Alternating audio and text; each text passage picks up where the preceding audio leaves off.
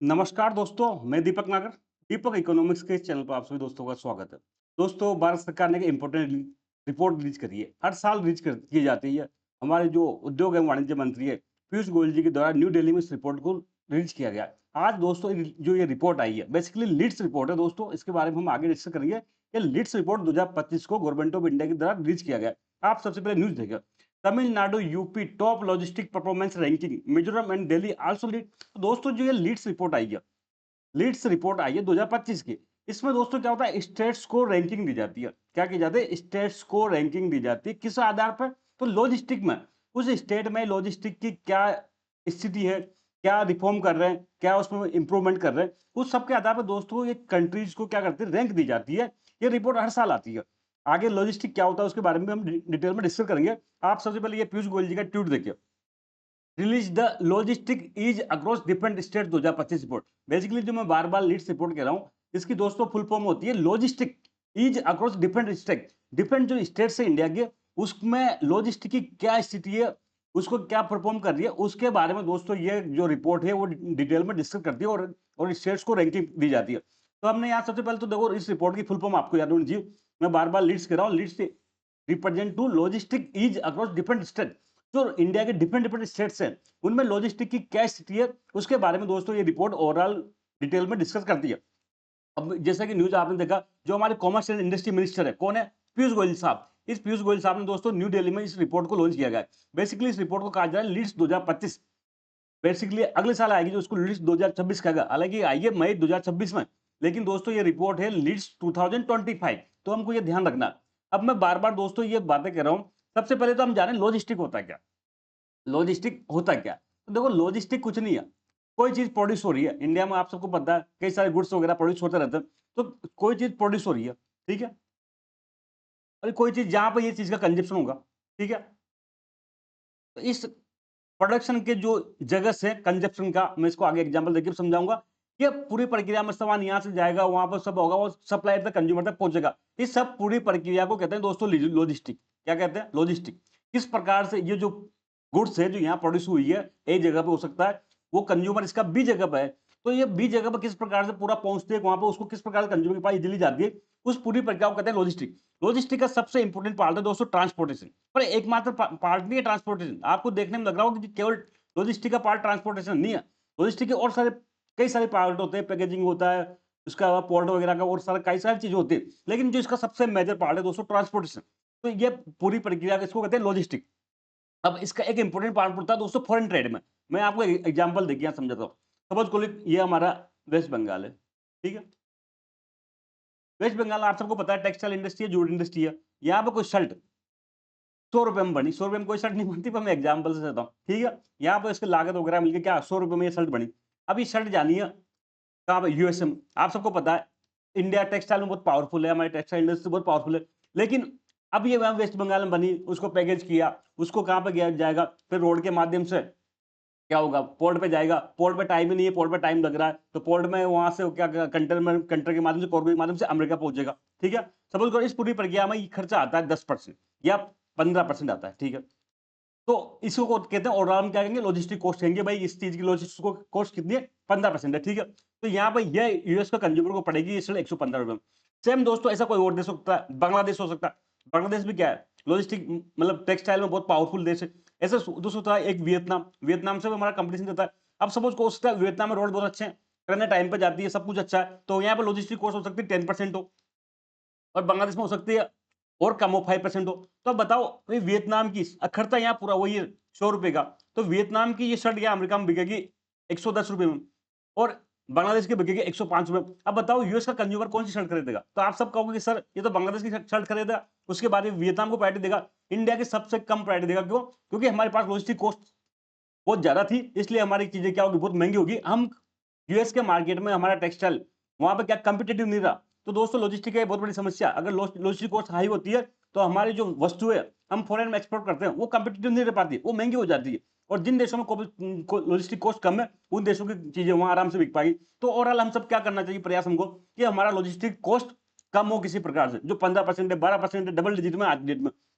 वो single digit में हो 7%, 8% ऐसा हो, तो ये लॉजिस्टिक कॉस्ट के लिए क्या रहा? आप देखोगे दिल्ली मुंबई एक्सप्रेस है, दिल्ली मुंबई एक्सप्रेसवे। दिल्ली मुंबई एक्सप्रेस क्यों बन रहा है भाई? आराम से दिल्ली के आसपास जो फैक्ट्री है, नोएडा में होगी, फरीदाबाद में होगी, या उधर हो सकता है चंडीगढ़ की तरफ होते सोनीपत, पानीपत में कहीं भी हो सकती है। आराम से दिल्ली आया, दिल्ली से सीधा ट्रक के माध्यम से इजीली मुंबई पहुंच गया, मुंबई पोर्ट पे वो गया। तो हम ये दिल्ली मुंबई एक्सप्रेस इसलिए बना रहे हैं ताकि हमारे जो कॉस्ट है, जो लॉजिस्टिक कॉस्ट है, वो कम हो जाए। इसके अलावा हम भारतमाला प्रोजेक्ट बना रहे हैं, बड़े बड़े इंफ्रास्ट्रक्चर प्रोजेक्ट लेके आ रहे हैं, पोर्ट पे हम इंफ्रास्ट्रक्चर डेवलपमेंट कर रहे हैं। सागरमाला का नाम सुना होगा। ये सब क्या है? ये सब क्या है? ये सब दोस्तों कहीं ना कहीं हमारा ऑब्जेक्टिव बेसिकली लॉजिस्टिक कॉस्ट करना, ताकि हमारा जो एक्सपोर्ट हो वो कम्पिटिटिव हो। हम क्या हो कम्पिटिटिव, अपन जो हमारे पीयर्स हैं उससे साथ कंपटीशन कर सके। तो ये लॉजिस्टिक कोर्स की उससे इंपोर्टेंस होती है। तो लेटेस्ट में हम बात कर रहे थे। अब लॉजिस्टिक कोर्स इंडियन गवर्नमेंट तो काम कर रही है, ठीक है, कैपिटल एक्सपेंडिचर कर रही है, बड़े-बड़े प्रोजेक्ट ला रही है ताकि लॉजिस्टिक कॉस्ट कम हो, मल्टी मॉडल जो कार्गो टर्मिनल बन रहे हैं, डेडिकेटेड फ्रेट कॉरिडोर आपने सुना होगा नाम, डीएफसी, डेडिकेटेड फ्रेट कॉरिडोर बन रहे हैं। जो वर्तमान में रेलवे सिस्टम है उसमें गुड्स ट्रेन को कोई इंपोर्टेंस नहीं दी जाती, तो गुड्स के ट्रांसपोर्ट के लिए क्या करो, अलग से कॉरिडोर बना दो, अलग से पटरी डाल दो। तो डीएफसी का ये काम है दोस्तों। तो ये सबका बेसिक ऑब्जेक्टिव कुछ नहीं है, ये सबका बेसिक ऑब्जेक्टिव लॉजिस्टिक कॉस्ट को कम करना, ताकि हमारा एक्सपोर्ट कम्पिटिटिव बन पाए, ठीक है। अब इंडियन गवर्नमेंट काम कर रही है, लेकिन स्टेट्स का क्या भाई? केवल इंडियन गवर्नमेंट तो रोड नहीं बनाती, स्टेट्स के भी अपने रोड होते हैं।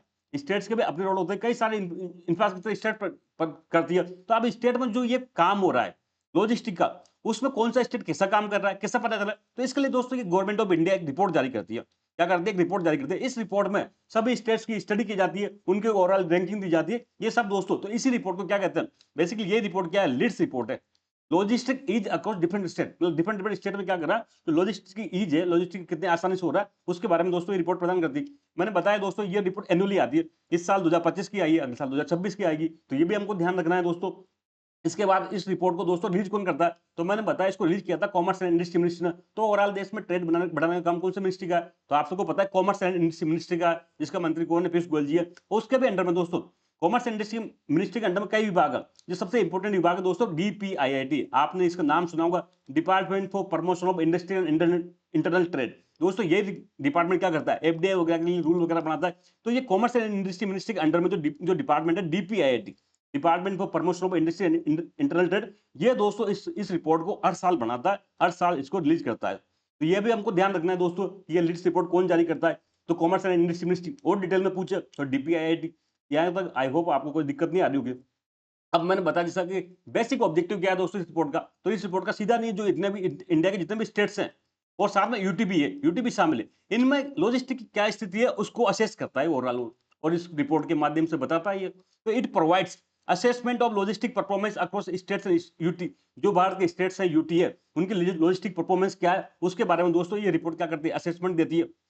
And serve as a key of benchmarking and reforms tool for improving logistic efficiency across the country। पूरे भारत में जो लॉजिस्टिक एफिशिएंसी आप सुधार करना चाहते हैं उसमें के बारे में बेंचमार्क बताती है, रिफॉर्म टूल बता रही है क्या क्या रिफॉर्म हो चुके हैं, क्या करना चाहिए दोस्तों।